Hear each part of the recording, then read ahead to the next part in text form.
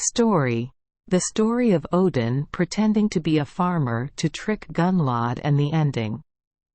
The story begins with, "The god of knowledge was created from the peaceful saliva of the following gods." One day, Kvasir was tricked into his house by two dwarfs and killed. They took the blood of the god Kvasir, mixed it with the honey wine of the dwarves, brewed it and created a new, extremely delicious wine. Not only that, when drunk, it makes people become intelligent, knowledgeable and capable. Ability to compose poetry, see more articles. An ignorant person who drinks this wine can also become a scholar or a poet. The two dwarves could not keep this precious wine for long. Due to cunningly killing the giant Suttung and #39's parents, the two dwarfs were caught by him, and in the end they had to pay with this precious wine. Suttung hid barrels of poetry wine under Nitbjorg mountain and let his daughter Gunnlod guard them. God Odin, sitting on his high throne in Asgard, saw everything clearly. For a god who is passionate about knowledge like Odin, he cannot let this precious wine fall into the hands of giants or dwarfs. Odin went to the farm of Bagi, Suttung and #39's brother. He disguised himself as a charming young Bolverker farmer, then tricked 9 of Bagi and #39's slave giants working in the fields into cutting each other and number 39's throats to death. Bagi was sad because the harvest was about to be harvested, but suddenly the slaves died, just as Bolverker came to see him, promising to work with 9 giants under one condition. The condition is that Bagi must help him drink Suttung and #39's precious wine. Bagi was helpless and had to agree. Indeed, Bolverker worked not only as well as 9 giants, but also twice as much. The harvest was good and Bagi had to keep his promise. But Suttung, when he heard his brother explain his agreement with the strange farmer, kicked them both out of the house with one answer, and quat, "Never," and quat, "Clearly."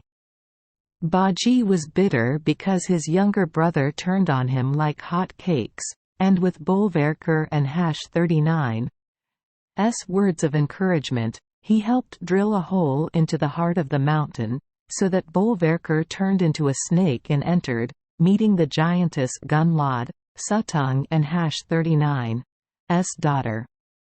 Bagi, at that time, was also surprised that he had been tricked, and intended to kill Bolverker, but Bolverker had already turned into a snake and crawled into the hole, so Bagi pursed his lips and left, leaving his younger brother to take the punishment. The guy Bolverker was charming, his mouth was as sweet as sugar cane. Backed away, and quat, selling his body for alcohol and quat, sleeping with her for 3 consecutive nights, and flirting with her with sweet words. He said how great her beauty was, breaking my heart in a way that ordinary words could not describe. Please let me drink the wine of poetry, so that I can use beautiful words to write down your peerless beauty into the history books. So after 3 nights of crazy flirting, after 3 nights of being seduced by passionate words, Miss Gunnlod agreed to let Bolverker drink and quat, 3 tiny sips and quat, of 3 cauldrons of wine. And with and quat, 3 tiny sips and quat. Bolverker downed 3 cauldrons of wine and then turned into an eagle and fled back to Asgard, leaving Gunnlod screaming in the mountain cave. Because of that mistake, Gunnlod carried Odin and number 39's and quat, flesh and quat, and was later born the god of poetry. At least Odin did not eat shelled snails, because later Bragi was also accepted. into the ranks of the Asgard gods, married to the beautiful goddess of spring Idun. At that time, Suttung quickly discovered and also transformed became an eagle chasing Odin. God Odin in the guise of an eagle opened his beak and spit out the wine he was holding in his throat into 3 large jars for the gods to drink from which everyone in Asgard became intelligent and talented. Legend has it that a few drops of wine fell on Midgard, so we humans received blessings from the gods, and now we are so intelligent, and scholars, poets, and writers have appeared until now. And finally, before the job was done, Odin blew and quat, drink of wine and quat, from the back door into Suttung and #39's face. From then on, those who wrote well were praised and received the gift of wine from the gods, and those who wrote poorly were ridiculed for drinking the wine that Odin spewed from his back hole.